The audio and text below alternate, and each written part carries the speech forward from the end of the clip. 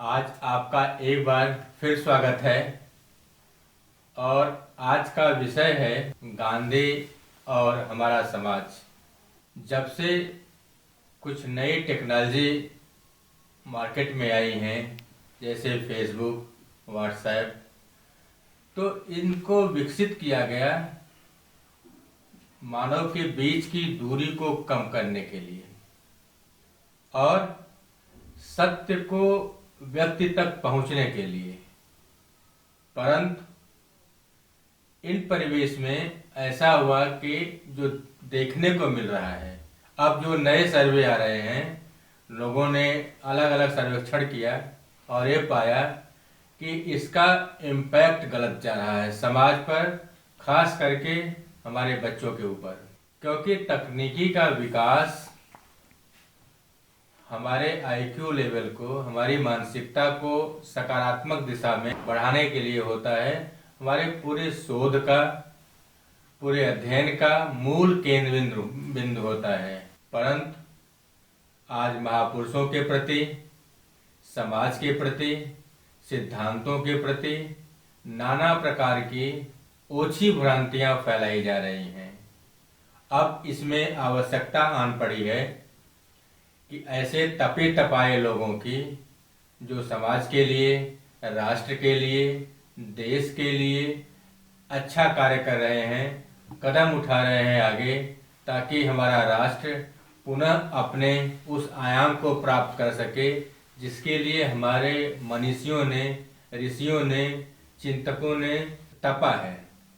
तो इस कड़ी में आज मेरे सामने एक बहुत सुलझे हुए, विवेकशील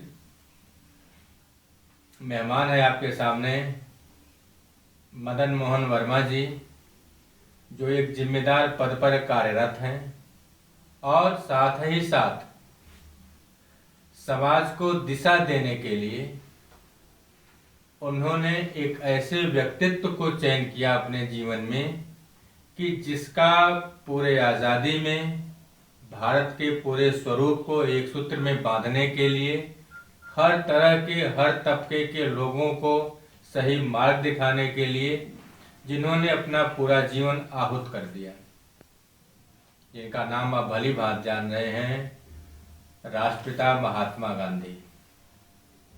लेकिन गांधी के प्रति आज समाज में नाना प्रकार की विसंगतियां फैलाई जा रही हैं, भ्रांतियां पैदा की जा रही हैं, जिससे युवा वर्ग खास करके मानसिक रूप से पकड़ नहीं पा रहा है कि वास्तव में सत्यता क्या है। तो आपने देखा होगा YouTube पर अनेक वीडियो आपके पड़े हुए हैं, आपने काम किया है और बड़ी संजीदगी से विचारों का संतुलन और उसका इम्पैक्ट।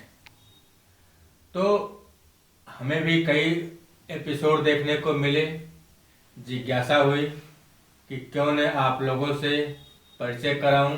तो जेहन में पहला सवाल उठता है कि आखिर मदन मोहन वर्मा जी के अंदर महात्मा गांधी के प्रति यह झुकाव क्यों पैदा हुआ और जो कार्य कर रहे हैं उससे वे क्या चाहते हैं।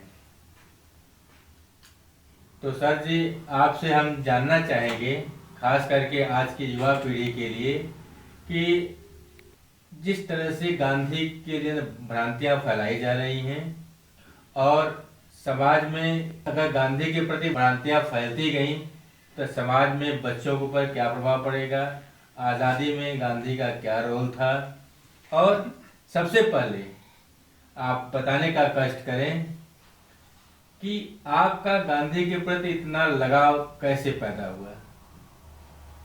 मैं पहले तो ये बता देना, आजकल लोग स्वतंत्रता आंदोलन में जो गांधी जी की भूमिका थी उसको शून्य करने में लगे हैं, नकारने में लगे हैं। तो उसमें आप देखिए, जो भारत में जो आंदोलन हुए हैं, जैसे गांधी जी पहले आए, नील आंदोलन किए। नील आंदोलन में जनता का भय उन्होंने दूर किया। पहले व्यक्ति थे गांधी जी, अदालत में खड़े होकर के कहे जो सजा देना हो देव। इतिहास में इसके पहले जितने लोग पकड़ के कोर्टों में जाते थे अपना अपना बचाव करते थे। आप समझिए सरदार पटेल जी वगैरह गांधी जी को कुछ नहीं समझते थे। जब गांधी जी नील आंदोलन में आए, उन्होंने कहा जो सजा दे खोए देव, बल्कि जज ने कहा कि आपने तो पूरा अपराध स्वीकार नहीं किया। गांधी जी ने कहा लिख के देता हूं, अपना अपराध में स्वीकार करता हूं। सारे लोग, कोर्टों में काम करने वाले लोगों ने देखा कि ये कौन सा आदमी आ गया, अजीब आदमी आ गया, ये किस लेवल का आदमी है।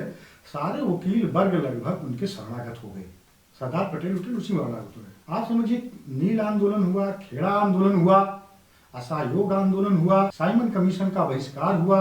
हम इस आंदोलन से पहले सबसे पहले जानना चाह रहे हैं कि आपका गांधी जी के प्रति ये झुकाव कैसे? अभी इसको पहले बताते हैं, उसको बाद बताते हैं। पहले समझिए, नमक कानून आंदोलन हुआ, भारत छोड़ो आंदोलन हुआ। इन आंदोलनों में अगर जो स्वतंत्रता आंदोलन के जितने आंदोलन है, इसमें से गांधी को पृथक कर देंगे आप, तो किस आंदोलन की चर्चा आप करेंगे? आजाद हिंद फौज सुभाष चंद्र बोस ने बनाई। उन्होंने भी पहली ब्रिगेड का नाम गांधी ब्रिगेड रखा और वहां गांधी जी के आजाद हिंद फौज को संबोधित करने के पहले गांधी जी का एक चित्र बनाया, उस पर माला चढ़ाया और कहा राष्ट्रपिता को समर्पित करते हैं। राष्ट्रपिता शब्द उन्होंने कहा, गांधी ब्रिगेड बनाया। अब आप समझिए संविधान सभा में जब संविधान की बात आई तो पहले महात्मा गांधी के जयकार के नारे लगाए गए, महात्मा गांधी के प्रति कृतज्ञता अर्पित की गई, राष्ट्र के प्रति जो उनके कर्तव्य थे। आप समझिए, इसके बाद देश के स्वतंत्रता आंदोलन में किस आंदोलन का आप नाम लेंगे? कौन सा आंदोलन है? गांधी को निकाल देंगे तो कौन महापुरुष टिकेगा? स्वतंत्रता आंदोलन के सारे नायक तो उन्हीं के इर्द गिर्द आंदोलन करते थे। उनके बिना आंदोलन कौन करता था? गरम दल वाले कभी कभी करते थे। गरम दल को कभी जनता ने सपोर्ट नहीं किया। आप समझिए, इस गांधी को बिहार ने खद्दर के लिए, सूत के लिए 80 लाख रुपया उधार, उसी सापेक्ष आप देखिए क्रांतिकारियों को हथियार खरीदने के पैसा नहीं मिलता था, उनको पहले लूट करनी पड़ती थी।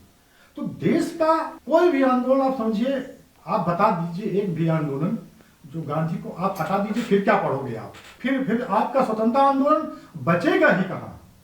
कौन नायक बचेगा? अरे आजाद हिंद फौज सुभाष चंद्र बोस ने बनाई, लेकिन वो भी तो गांधी को ही समर्पित करते हुए बनाई। संविधान सभा में गांधी जी के जो जय जयकार के नारे लगाए गए, सबसे पहले गीता अर्पित की गई, तब संविधान सभा के लिए क्या कार्रवाई की गई। तो जो लोग गांधी को नकारने में लगे हैं, वो आप समझिए स्वतंत्रता आंदोलन के पूरे चीजों को शून्य करने में लगे हैं। गांधी अगर मिट जाएंगे तो पटेल भी मिट जाएंगे, नेहरू भी मिट जाएंगे, राजेंद्र प्रसाद भी मिट जाएंगे। इनका जो भी आंदोलन है, इन लोगों का जो भी योगदान है, वो गांधी के सापेक्ष है। इसके अलावा आप सोचिए, ऐसे सोचिए, स्वतंत्रता आंदोलन जो पढ़े हैं लोग, जो कहते हैं, जो चैलेंज करते हैं, मैं उनसे कहता हूं कोई और आंदोलन बता के देखिए।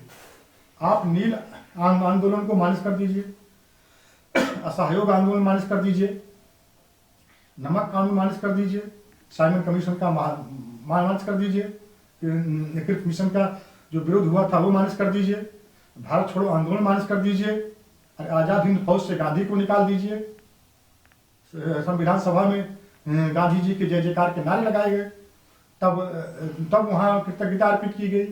इतनी चीजों को आप हटा दीजिए, क्या बचेगा आपके पास इतिहास में? आपको इतिहास स्वतंत्रता आंदोलन बताने के लिए कुछ भी नहीं बचेगा। दूसरा प्रश्न आपका यह था कि आप गांधी जी में प्रेरित क्यों हुए? इस प्रश्न को आप समझिए, मैं जब सेवा में आया, नौकरी में आया, तो चूंकि मेरी फील्ड की नौकरी थी, गांव की नौकरी थी, तो मैंने देखा कि लोग छोटे छोटी चीजों में लड़ते हैं। कोई 1 फीट जमीन के लिए लड़ रहा है, कोई 2 फीट की जमीन के लिए लड़ रहा है, कोई 1 बीघा के लिए, कोई 2 बीघा के लिए लड़ रहा है। गांव में बड़ी ईर्ष्या और वैमनस्य पाया गया, लोगों में ईर्ष्या बहुत है, वैमनस्य पाया गया। मैंने सोचते सोचा इसका उपाय क्या है। फिर मैंने देखा गांधी जी की आत्मकथा एक दिन मैंने पढ़ी। गांधी जी की आत्मकथा पढ़ने के बाद मेरे अंदर हृदय परिवर्तन हुआ और ऐसा लगा कि लोग अगर इस आत्मकथा की पुस्तक को पढ़ लेंगे, गांधी को पढ़ लेंगे, तो उनके अंदर का बैर और समाप्त ईर्ष्या हो जाएगा। और जो जलन है, जो उनके अंदर का भाव है, वो चेंज हो करके नकारात्मक से सकारात्मक हो। जीवन की जितनी लड़ाइयाँ हैं, आप उसको महसूस करिए, ज्यादा लड़ाई वास्तव में नहीं है, विचार में है। आदमी विचार से संघर्ष करता है और वो किसी न किसी से लड़ाई में परिवर्तित हो जाता है। और गांधी जी सिर्फ एक सिंगल व्यक्ति हैं। आप समझिए, आप जो हिटलर को पढ़ा के समाज का सुधार नहीं कर सकते। आप समझिए, आप नेपोलियन को पढ़ा कर समाज में सदा सहता नहीं ला सकते। मुसोलिनी को पढ़ा करके आप नहीं ला सकते। आप रावण को पढ़ा करके नहीं ला सकते। आपको अपने पॉजिटिव नायकों को लेना पड़ेगा। गोडसे को भी पढ़ा करके आप अगर उनका महिमा मंडन करके समाज में सोचो, बैर भाव, दुर्भावना, लड़ाई झगड़ा मिट जाएगा, ये संभव नहीं है। गांधी की आत्मकथा पढ़ते ही मेरे अंदर गजब का चैतन्य भाव आया। अगर इसको लोग पढ़ लेंगे तो अपने लोगों से प्रेम करने लगे, अपने समाज से, अपने देश से, अपने लोगों से प्रेम करना ही समाज बनाना है, देश बनाना है। लोगों से नफरत करके आप समाज कैसे बनाओगे? तो गांधी की आत्मकथा पढ़ने के बाद मुझे लगा ये पॉइंट अच्छा है, यही एक बिंदु है जिससे हम समाज को या देश को कुछ दे सकते हैं। तो मैंने इसका एक्सपेरिमेंट शुरू किया। आपने क्या प्रयोग किया, किस तरह से, जैसा प्रयोग को बताने का प्रयास करें। तो मैंने राम से नहीं कहा, तहसील में इसका प्रयोग शुरू किया। सारे वकील को, लेखपाल को, प्रधान को विद्यालय में देना शुरू किया। उसका पॉजिटिव परिणाम आने लगा। मुझे लगा यही एक जीवन का मेरा लक्ष्य है। अब लक्ष्य बन गया ये। तो आपको किस तरह का जो है रिस्पांस मिलना शुरू हुआ समाज में महात्मा गांधी की आत्मकथा को वितरित करने के बाद? रिस्पांस करने से आप समझिए, मैंने तो नौकरी में बहुत लोगों को, जो लोग आपस में लड़ रहे थे, उनको गांधी जी की आत्मकथा दे करके उनका विवाद खत्म कर दिया कि भैया तुम गांधी पढ़ लो, खत्म। ये तो बहुत अच्छी बात है। कई लोग कई अपवाद हैं जिसको बताऊंगा, बड़ी लंबी लिस्ट हो जाएगी। एक जगह तो एक आदमी गलत जगह घर बनाया था खलिहान की भूमि पर, और मैंने कहा भाई तुम ये गांधी की आत्मकथा पढ़ लो, जो तुम्हारे समझ में आए सो करना। उसने गांधी की आत्मकथा पढ़ा और अपना घर खलिहान से गिरा के हटा दिया। तो मैंने ये एक्सपेरिमेंट किया। हाँ, एक सवाल बीच में उठता है, मैं बताना चाहूंगा अपने दर्शकों को कि आपने पहले किताब का वितरण किया महात्मा गांधी की आत्मकथा, फिर आपको उसका परिणाम मिला सकारात्मक। उसके बाद आपके मन में गांधी जी की प्रतिमा स्थापित करने का विचार कैसे पैदा हुआ? 2014 में जब मोदी जी पीएम बने तो ये गए पहल विदेश में, गांधी जी की प्रतिमा का अनावरण कर दिए। तो मेरे दिमाग में ये कौधा, जब ये विदेश में कर सकते हैं तो मुझे अपने देश में ये काम करना चाहिए। तो मैंने इसका एक्सपेरिमेंट शुरू किया, और ये एक्सपेरिमेंट रायबरेली ऊंचाहार में पहले लगाया। तो वहां जब लगाया तो मैंने देखा इसका तो किताब बांटने के अलावा इसका और जबरदस्त उसका असर पड़ा। फिर मैंने सिद्धार्थ नगर जिले में लगाया, फिर बदलापुर में लगाया। हालांकि वहाँ बड़ा विवाद हुआ, मेरा उसमें ट्रांसफर भी हो गया। लोग, वहाँ के लोग ज़्यादा उपद्रवी थे तो नहीं सह पाए गांधी को। तो फिर मैंने अपने गांव में लगाया। यहाँ मैं आपको रोकूंगा और ये जानना चाहूंगा कि आपने गांव में प्रतिमा लगाई महात्मा गांधी जी की, तो आपको अपने गांव में प्रतिमा लगाने की क्या आवश्यकता पड़ी, और फिर लगाने के बाद लोगों पर क्या प्रभाव दिखा आपको? कृपया ये बताने का प्रयास करें। मेरे गांव में आप समझिए दारू लोग बहुत पीते थे। मैं उनको समझाते थक गया। तो मैंने कहा अब गांधी जी इतिहास में कभी नहीं हारे हैं, अब गांधी जी को ही लगाऊंगा, या गांधी हारेंगे या गांव वाले हारेंगे। तो मैंने गांधी जी की प्रतिमा 3 बंदर सहित अपने गांव में लगाया, और उसका आप असर देखिए। 3 बंदर सहित प्रतिमा लगी है। अब मेरे गांव के लोग 26 जनवरी, 15 अगस्त, 2 अक्टूबर को जिस गांव में कभी झंडा नहीं फहरा, उस गांव में अब जिंदाबाद के नारे, अमर रहे के नारे लगते हैं। स्वतंत्रता सेनानियों के सारे गांव के लोग इकट्ठा होते हैं और विभिन्न लोगों से झंडा फहरवाया जाता है। कभी उस मोहल्ले के लोग, कभी उस मोहल्ले के लोग, कभी उस मोहल्ले के लोग। तो लोगों में एक आपसी एकता आ गई, एक सद्भावना बन गई। और दारू का भी असर मेरे यहाँ लोग धीरे धीरे कम हो गया। और मेरे गांव से आप समझिए 50% ईर्ष्या, दोष और क्रोध लोगों के अंदर का चला गया। ये गांधी का प्रभाव है। गांधी आप समझिए जैसे समाज के जहर, समाज का जो जहर है वह चूसने की शक्ति अगर किसी में है तो वो गांधी में है। नेपोलियन में नहीं है, हिटलर में नहीं है, मुसोलिनी में नहीं है, माओ में नहीं है, रावण में भी नहीं है। ये जहर जो है, समाज का जहर खींच जाए, नफरत खींच जाए, घृणा और द्वेष खींच जाए, तो अपने आप हमारा समाज राम राज्य की परिकल्पना में पहुंच जाएगा। जो हमारा, जो गांधी के सपनों का भारत, ऋषि मुनियों ने जो हमारे समाज को सोचा था, अहिंसा परमो धर्मा, विश्व बंधुत्व की भावना, बस दैव कुटुंबकम, जब हम अपने समाज के, अपने पड़ोसी से प्यार करने लगेंगे, अपने देश के लोगों से प्यार करने लगेंगे, आप समझिए वो देश कितना सुंदर होगा। लेकिन इसके लिए हमको गांधी को डालना पड़ेगा, और गांधी ही, सिर्फ और सिर्फ एक गांधी ही है जिसको पढ़ने के बाद आप बिना कुछ अच्छा किए चैन से बैठ नहीं सकते। गांधी के आसपास आप देखिए, गांधी के जिन जिन लोगों ने गांधी को छुआ, चाहे नेहरू हो, चाहे पटेल हो, चाहे राजेंद्र प्रसाद हो, चाहे अब्दुल गफ्फार खान हो, सब लोग नैतिकता के पैमाने पर उठते चले गए और लगभग लगभग टॉप पर चले गए। जब तक इस देश में गांधी को जानने वाले लोगों का प्रभाव था, तब तक आप समझिए नैतिकता का पैमाना, झूठ कितनी दूर था इन लोगों के जीवन से। झूठ गांधी के जीवन से, पटेल के जीवन से, नेहरू के जीवन से, जयप्रकाश नारायण के जीवन से, विनोबा भावे के जीवन से, गांधी के इर्द गिर्द, गांधी अकेले ऐसे व्यक्ति थे जो हर व्यक्ति में नायक नायक नायक देखना चाहते थे। आज क्या है समाज में, नायक की आ गई तो तब के नेताओं में और आज के जो वर्तमान परिवेश चल रहा है, आपको दोनों में क्या अंतर दिखता है? मैं ये ज्यादा अंतर बताना उपयुक्त नहीं है। नहीं, एक सामान्य जो हमारे बच्चों मैं एक बता रहा हूं। आप समझिए हर व्यक्ति लगभग इतना अहंकार में होता है, वो किसी और को उभरता हुआ देखना पसंद नहीं करता है।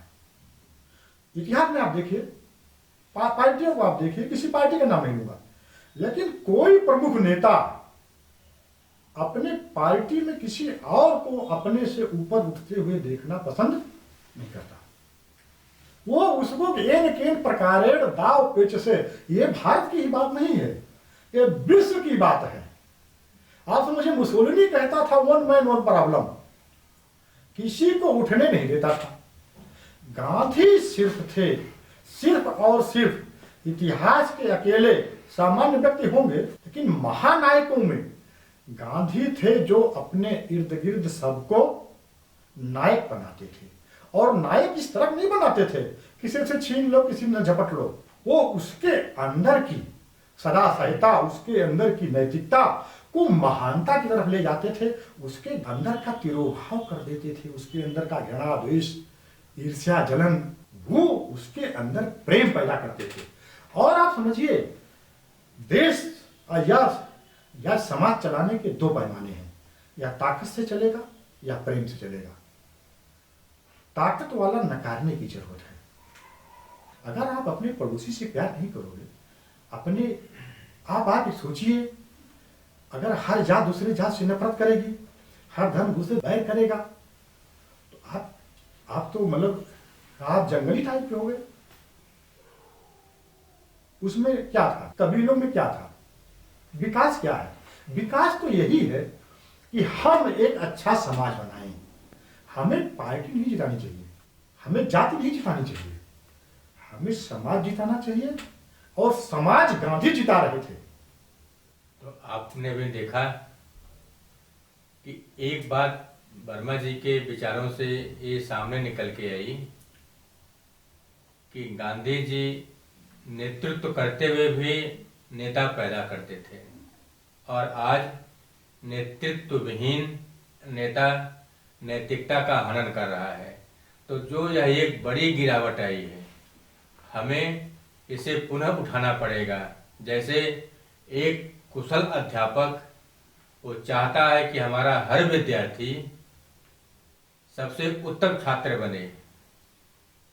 कोई भी अध्यापक ये नहीं चाहता कि मेरा विद्यार्थी फेल हो जाए या मेरा विद्यार्थी अपने जीवन में विफल हो जाए। तो गांधी के अंदर जो एक अध्यापक बैठा हुआ था, उस आज हर नेता में उस एक अध्यापक को बैठाना पड़ेगा। उसके अंदर ये भाव हो कि हम समाज को या अपने साथ रहने वाले के अंदर छुपे हुए गुणों को उभारें और सामने लाएं। इसके बाद हम फिर जानना चाहेंगे आगे कि फिर गांधी जी का जो प्रभाव है वो बच्चों को ऊपर लाने के लिए, उसके लिए क्या करना चाहिए। सबसे बड़ी कमजोरी ये हो गई गांधी के प्रति, एक तो गांधी के विरोधी लोग पता नहीं किस भूल और भ्रम में, किस संकट में वो लोग फंसे हुए हैं कि गांधी का विरोध करते। क्यों करते हो भाई? क्या आधार है आपके पास? आप उनसे महान कार्य कर दो। गांधी जी घर में कोढ़ी टिका लिया, वो उसकी सेवा करने लगे। आप जो विश्व कोढ़ी टिका लो, रोज सेवा करो, जहां लोगों का दर्द है वहां चले जाओ, वहां दूर करो। गांधी का कार्य तो सब कोई कर सकता है। मरीजों की सेवा कर सकते हैं, बाढ़ आ जाए वहां चले जाओ। गांधी जी प्रतिदिन 2 घंटे अस्पताल जाते थे, ये बात बहुत कम लोग जानते हैं। गांधी जी प्रतिदिन 2 घंटे अस्पताल जाते थे, वो घायलों की सेवा करते थे। कुल मिला के ये है कि बच्चों के पास, बच्चों को गांधी जी के बातें बतानी है, गांधी के निगेटिव बता रहे हैं, ये समाज के लिए, आप समझिए देश के लिए एक जहर पैदा कर रहे हैं। तो कहने का आशय ये निकल रहा है सामने कि कुछ तथाकथित लोग समाज में, विद्यार्थियों में एक भ्रांति पैदा कर रहे हैं, एक भ्रम पैदा कर रहे हैं। अभी यह स्पष्ट नहीं हो रहा है कि इसके पीछे उनका मकसद क्या है। जो हमारे राष्ट्र पुरुष हैं, जो हमारे लिए जीवन भर तपे हैं, उनके प्रति भ्रांतियां उत्पन्न करके लोगों के मस्तिष्क में वो क्या संदेश देना चाहते हैं। और आप देख रहे हैं कि इस पर लोग कमर तोड़ मेहनत कर रहे हैं, जी जान से जुटे हुए हैं। वो सकारात्मक ऊर्जा की आड़ में पूरा का पूरा विश्व भ्रमण कर रहे हैं। तो इसके लिए गांधी अपरिहार्य हैं, क्योंकि गांधी के अंदर जो मानवता थी, जो सहिष्णुता थी, जो स्नेह था, जो लगाव था, वो पूरी भारतीयता से ओतप्रोत था। जो हमारे ऋषियों ने, मुनियों ने, महर्षियों ने, हमारे शास्त्रों ने जिस समाज की कल्पना की थी, उसके लिए गांधी सबसे उपयुक्त व्यक्ति थे। क्यों कि वे उसका पालन करते थे। जी। गांधी जितने ऋषि मुनि, जितने गीता पुराण, जितने वेद शास्त्र थे, जितनी परिकल्पनाएं की गई थी, सबका प्रतिबिंब गांधी में मिलता है। अगर वो वेद लिखने वाले, शास्त्र लिखने वाले, पुराण लिखने वाले, गीता लिखने वाले अगर आज होते तो वो गांधी को देख करके मुस्कुराते और गर्व करते कि मेरी तो यही परिकल्पना थी और गांधी ही परिकल्पना, और जो मैं कल्पना में सोचता था वो भौतिक रूप में कोई आदमी मिल गया है, ये सोचते। वो दर्द नम गांधी को देख करके ये जो शास्त्र वेद पुराण जो हमारे थे जो मुनि ऋषि, वो आज गर्व महसूस करते, प्रफुल्लित होते। वो गांधी को देख करके कहते मेरी जो उम्मीद थी, मेरी जो परिकल्पना थी, उसका एक और एक आदमी है और वो गांधी है। और वो अपने लिए गांधी गर्व के विषय हैं, शर्म के विषय नहीं है। यही का तो कारण था कि गांधी हमेशा अपने पास जो गीता रखते थे, गांधी गीता को अपनी माँ कहते थे, क्योंकि उससे उनको जो है प्रेरणा मिलती है। गीता की जितनी परिकल्पनाएं हैं, चाहे उसका कर्म मार्ग, भक्ति मार्ग, योग मार्ग, और स्थित प्रज्ञ लीजिए, अपरिग्रह लीजिए, जितनी परिकल्पना है गांधी में, एकदम उनकी जो गीता का रचनाकार है, एक तरफ वो रखिए उनके विचार, और एक तरफ गांधी बराबर हो जाएंगे, मिक्स हो जाएंगे, एक में घुल मिल जाएंगे। आप ढूंढ नहीं पाएंगे कि मतलब रचनाकार ने क्या चाहा और गांधी में क्या नहीं है, दोनों एक हो जाएंगे। तो गांधी तो करुणा के, दया के, मतलब हर चीज के, सत्य के, अहिंसा के जितने मॉरल वैल्यू के पैमाने हैं, वो कहाँ खत्म होते हैं? गांधी में खत्म होते हैं। जब कोई आदमी अपनी बात में फंस जाता है, नहीं बता पाता, तो वो लास्ट में किसका सहारा लेता है? कहता है गांधी ने ये कहा था। गांधी का उदाहरण दे करके वो अपने को फील करता है, अब मेरे प्रश्न का उत्तर इनके पास सामने वाले के नहीं है। और वो जानता है अब अंतिम अस्त्र और अंतिम अस्त्र गांधी को प्रयोग करता है, गांधी का उदाहरण देता है। तो गांधी इस तरह से प्रासंगिक है समाज के लिए, देश के लिए। नहीं, आप के कहने का कुल मिलाकर के जो अभिप्राय सामने आ रहा है कि गांधी एक ऐसी मूर्ति थे जिसमें हर तरह की संविधाओं का प्रयोग किया गया था, जिसको हमारा साहित्य ने सोचा था, गढ़ा था। तो वह एक ऐसा गांधी एक ऐसा महल थे हैं कि जिसमें हर तरह के उपकरणों का प्रयोग करके, हर तरह के मटेरियल्स का प्रयोग करके वो महल तैयार किया गया था। एक बात और बता दूं थोड़ा सा मैं आपको, जितने भी गांधी कहते थे, गांधी का आप देखिए उपमा देखिए, गांधी कहते थे जितने भी महापुरुष हैं उनकी या तो सबकी थोड़ी थोड़ी बात मानो, या किसी, गांधी जी कभी देखिए किसी की आलोचना नहीं करते थे। भगत सिंह भी लड़ते थे, उनको भी कहते थे हाँ आप सफल हो। आजाद हिंद फौज सुभाष चंद्र बोस से भी कहते थे आप सफल हो जाओ। गांधी का लोगों ने साथ छोड़ दिया, तो स्वराज दल वालों ने भी, गांधी ने कहा आपके सफल होने की हम कामना करते हैं। किसी की आलोचना गांधी ने नहीं की। गांधी, जितने भी विश्व के महापुरुष हैं आप उनका नाम उठाइए, जैसे मदर टेरेसा का आप नाम लीजिए तो गांधी में पाए जाएंगे। मदर टेरेसा के गुण गांधी पाए जाएंगे, गीता की रचना के गुण पाए जाएंगे, शास्त्र में जो कर पाता है वो भी गांधी पाया जाएगा, बुद्ध के जो उपदेश है वो भी गांधी पाया जाएगा, ईसा मसीह के उपदेश पाए जाएंगे। विश्व के जितने महापुरुष हैं, अपवाद में एक आध छोड़ दीजिए, कबीर दास के भी गुण गांधी जी में भयंकर रूप से पाए जाते हैं।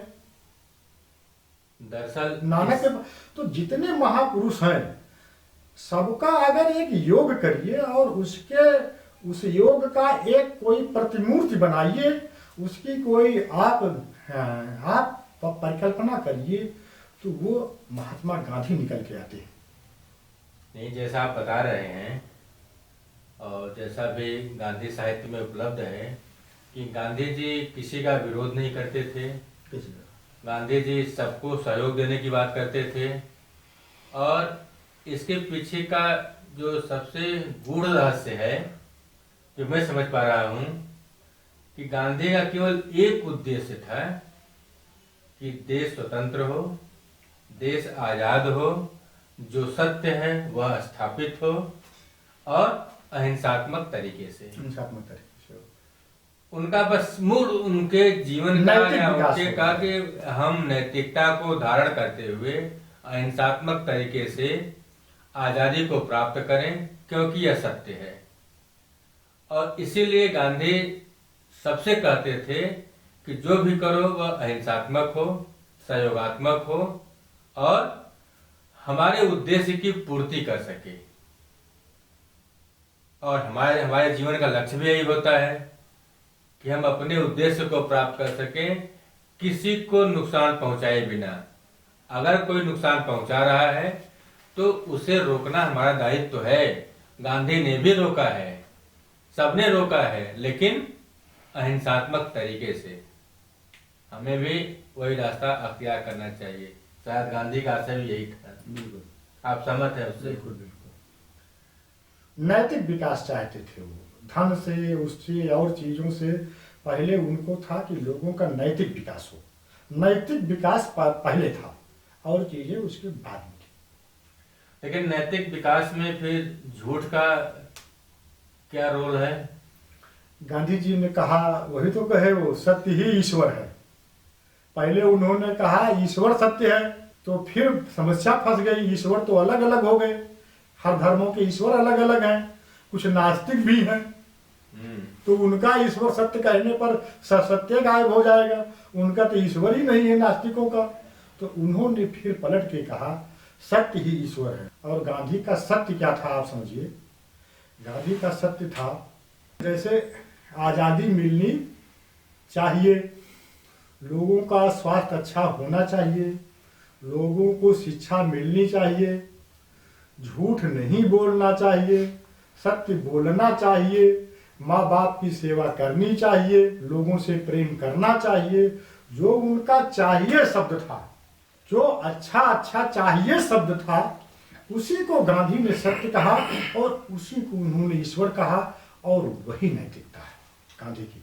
चलते चलते आपसे अंतिम जिज्ञासा और अपने बच्चों के लिए, समाज के लिए, क्या झूठ के बल पर हम साम्राज्य खड़ा कर सकते हैं? और खड़ा होगा तो क्या स्थायित्व को प्राप्त कर सकता आप है? समझिएगा, ये सही है। जो लोग ये सोचते हैं कि झूठ के बिना जीवन नहीं चलता है, वो लोग गांधी को ही देख लें, झूठ नहीं बोले, कहाँ है? महात्मा बुद्ध को देख ले, झूठ नहीं बोले, कहाँ है? कबीर दास को देख ले, कहाँ है? नानक जी के देख लो। सत्य बोलने वालों का जीवन झूठों का देखो, दांव पेच का देखो, अरे हिटलर का देखो, मुसोलिनी का देखो। हम तो कहते हैं जिनको महानायक कहा गया, नेपोलियन को, जिसने भी कहा सिकंदर को महान, वो इतिहास का सबसे बड़ा झूठ है। ये दुख का विषय है जिसने उनको महान कहा। नेपोलियन ने अपने जीवन में क्या किया? मारकाट कराया। सिकंदर ने क्या किया? मारकाट कराया। महान कौन है आप समझिए? जो पोलियो के 2 बूंद की दवा बनाया और कहा 2 बूंद से पूरा विश्व विकलांग होने से बच जाएगा। महानता के पैमाने सद्गुण पे होने चाहिए, दुर्गुण पर नहीं होने चाहिए। हमारा नेपोलियन को महान कहना, सिकंदर को महान कहना, तो दुर्गुण को महान कह रहे हैं। हमें सद्गुण को महान कहना पड़ेगा, और वो गांधी को कहना पड़ेगा, बुद्ध को कहना पड़ेगा, नानक को कहना पड़ेगा, ईसा मसीह कहना पड़ेगा, महावीर स्वामी कहना पड़ेगा। तो बच्चों के लिए मेरा यही स्पष्ट संदेश है कि बिना झूठ के बच्चों जीवन बहुत साफ सुथरा चलेगा। झूठ आदमी का जीवन फंसा रहता है। माँ बाप को भी ये बहुत भ्रम है कि बच्चे को दाव पेच नहीं सिखाएंगे, झूठ बोलना नहीं सिखाएंगे, तो मेरा बच्चा कैसे सर्वाइव करेगा? अरे इस भ्रम में रहने की जरूरत नहीं है। सत्य बोलने वाला इतना बेहतरीन जीवन जिएगा जिसकी आप परिकल्पना नहीं किए हैं। आप संकल्प लीजिए 2 साल आप नहीं झूठ बोलेंगे, फिर अपने ऊपर प्रयोग करके आप देखिए आपका जीवन कितना पवित्र हो जाएगा, कितना उज्जवल हो जाएगा। आप एक बात समझिए, लियो टॉलस्टॉय बार कहता है, जितना आप गलत काम करोगे आपके अंदर उतना अपराध बोध भर जाएगा, और आप अंदर से कमजोर, अपराध बोध से ग्रसित होते होते आप टूट जाएंगे। तो अभी आपने सुना कि सत्यम बुर्यात प्रियम बुर्यात न बुर्यात सत्यम अप्रियम। इसी बात को कबीर दास जी ने दोहराया। कबीरा आप ठगाइए और न ठगिए कोय, आप ठगे सुख होत है और ठगे दुख होए। तो सत्य वह ताकत है जिस पर रुकना चाहिए। आज हमारी नई पीढ़ी को जो सबसे बड़ा संदेश मिल रहा है आदरणीय वर्मा जी के विचारों को सुन करके, कि समाज में इस समय एक होड़ मची हुई है कि हम कितना झूठ बोल लें, झूठ का साम्राज्य तैयार कर लें, झूठ का वितान तान लें, लेकिन वह अस्थायी है। हमें वह संरचना बनानी चाहिए, हमें उस विचार को अपने अंदर पालना चाहिए जिसमें लंबे समय तक अस्थायित्व को ग्रहण कर सके। और सत्य ही वह सबसे बड़ी बुनियाद है जो कई पीढ़ियों नहीं, युग युगांतर तक वह अपना प्रभाव डालता है। गांधी आज नहीं है, लेकिन उनके कर्तव्य, उनके कर्म, उनके विचार लोगों को प्रभावित कर रहे हैं। लोग झूठ भी बोल रहे हैं गांधी की आड़ में, कहीं न कहीं सहारा ले रहे हैं, और सब जान रहे हैं कि झूठ है, और उनका झूठ ठहरेगा नहीं, क्योंकि वह सत्य पर आधारित नहीं है। तो आइए आज मिल करके हम लोग यह संकल्प लें कि हम अपने अंदर, हमारी आने वाली पीढ़ी सत्य बोलने की होड़ लगाए कि कौन कितना सत्य बोल लेता है। तो आप पाएंगे, पूरा विश्वास है कि आपका जीवन सरल हो जाएगा, सहज हो जाएगा, सुखमय होगा। और पुनः पहले जो हमारे पूर्वज थे बातों में ही विश्वास करते थे, तो आप अपने बात में फिर विश्वास करना शुरू कर देंगे कि क्योंकि बात ही ब्रह्म है, शब्द ही ब्रह्म है और सत्य ही ब्रह्म है, सत्य ही, इसलिए उसका संचालन उसी के माध्यम से किया जाए तो बहुत ही सुंदर वातावरण बनेगा और विसंगतियां दूर होंगी। हमारा समाज पूरी सहज, सरल और सौम्य हो जाएगा।